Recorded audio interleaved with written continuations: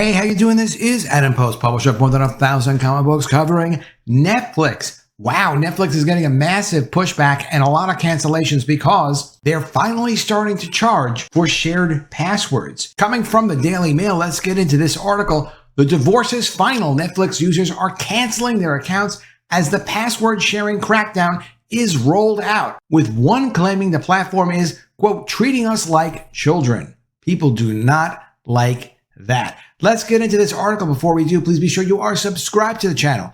Click the bell for notifications. Give me a thumbs up. Really appreciate you guys. Netflix users are not happy following the streaming giant's decision to roll out its password sharing ban. Under rules brought to over 100 countries, including the US, people who are watching Netflix under someone else's account now have to create and pay for their own logins. Alternatively, those who want to still share an account with people in a different home have to sign up to paid sharing at a cost of around $8 a month. Netflix has been talking about doing this for a long time, but you know what is really strange about this is sharing passwords is what made Netflix ubiquitous. It made Netflix something that worldwide everyone was aware of. A lot of people were using. People figured, okay, fine, if my friend has it, I'll use one of their passwords. And that's really what helped build their company into the streaming giant they are today. There's really no other company that matches them. Disney Plus isn't doing it. Max isn't doing it. Nothing is really matching up to anything of the size and the scale of Netflix.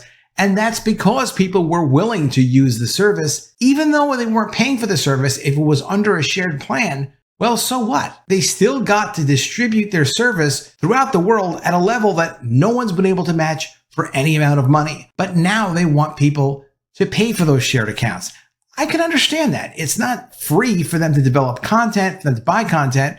They've had slowing growth over the last couple of years. They needed to figure that out. Maybe they should have had a free version they could offer to people who had shared accounts for a couple of years. Maybe give them an additional 6 months and then say, hey, look, in 6 months, we need to start collecting money from you guys. The thing that seems to always be missing from these big companies, whether it's Target or the Bud Light people, they're not actually talking to customers and asking customers, hey, look, we need to do something. We want to do something. Can you give us some feedback on it? Sometimes customers will tell you nothing you can use, but sometimes customers give you really valuable feedback. And then you can kind of get a sense of like, okay, well, when it comes to this, when it comes to that, people really are not comfortable. Maybe you could limit their use. Maybe you could give them advertising supported services. Maybe you could say, hey, look, we can do this special deal for you. The great thing is if you talk to customers, customers will actually tell you what's most important to them.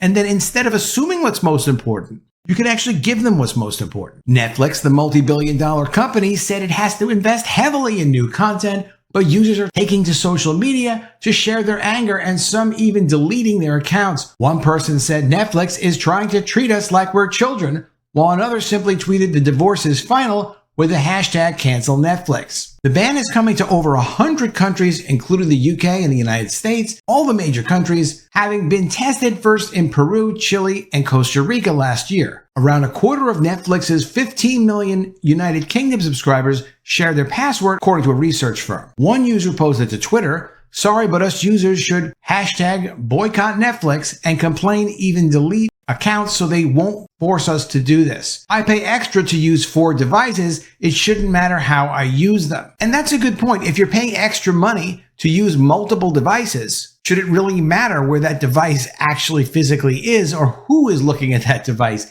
I mean, no, it shouldn't. But at some point, they're trying to figure out at Netflix, like, all right, well, we now have all these millions upon millions of free accounts. How do we turn those into paying accounts? I mean, they are getting something for nothing. This is how they're doing it. Another said, I'll just delete at Netflix. To be honest, the platform isn't even that good, and there's so many other streaming services. Netflix is about to go the way of Blockbuster. This is a great tweet from Blockbuster. This was their comment. A friendly reminder that when you used to rent videos from us, we didn't care about who you shared it with as long as you returned it on time. Well, that is true. And Blockbuster is still out there poking every now and then, but it used to be a major video store chain, but then technology pretty much wiped them out. They actually had an opportunity to buy Netflix and they didn't back in the day. Probably should have bought them. Another person commented, let them delete the account I share with family. I'm willing to let this backfire on Netflix big time. People also took to social media to share their anger at being made to shell out more money during a cost of living crisis.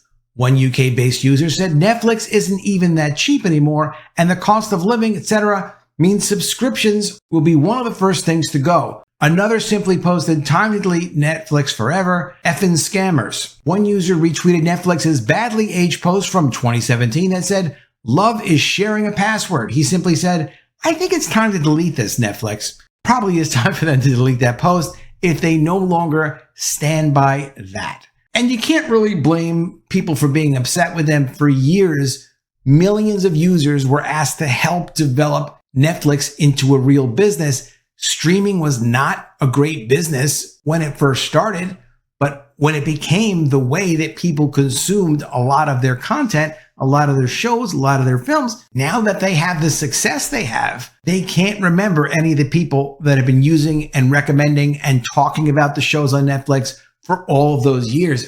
Really, it's all of the users, not just the paid users, but all of the users that turn Netflix into the #1 entertainment streaming business really that there is. Ultimately, Netflix is banning password sharing because it wants more of our money, although the whole story is slightly more nuanced. On Netflix, a single account can host up to 5 profiles, each individually named and curated for a particular person. Each person can enjoy customized features such as algorithmically powered viewing recommendations, viewing history, and settings on their profile. Netflix originally designed this feature so that multiple members of a household, such as children, can enjoy content without having to start their own Netflix account and pay the monthly fee. But until now, there's been nothing to stop it from being used across multiple homes, even though Netflix, in their terms of service, have long said users of an account must live in the same household.